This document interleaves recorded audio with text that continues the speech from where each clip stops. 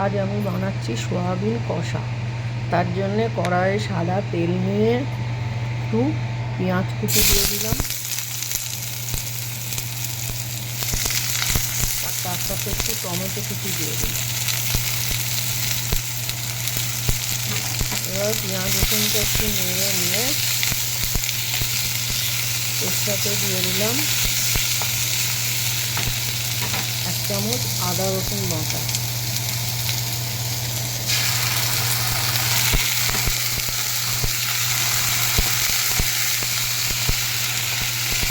এবার এগুলো একটু ভাজা ভাজা হয়ে গেলে এর সাথে সেদ্ধ করে রাখা সোয়াবিন আর আলুটা দিয়ে দিই।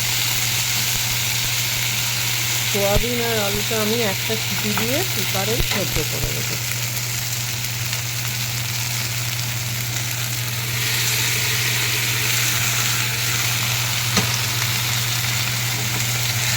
সোয়াবিন আর আলুটা দিয়ে একটু নেড়ে এর মধ্যে কিছু গুঁড়ো মশলা আমি দিয়ে দেবো।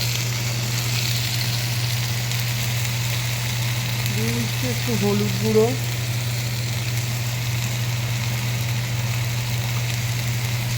একটু কাশ্মীরি লঙ্কার গুঁড়ো, একটু ধনের গুঁড়ো, একটু জিরের গুঁড়ো আর স্বাদ মতো লবণ।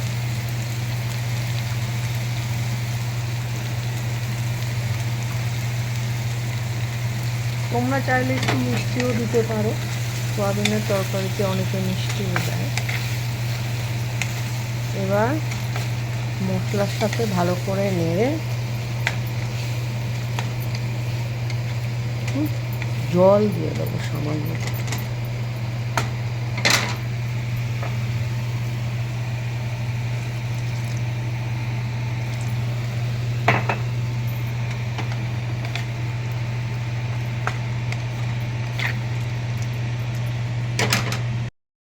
এবার সোয়াবিনের তরকারি একদম রেডি।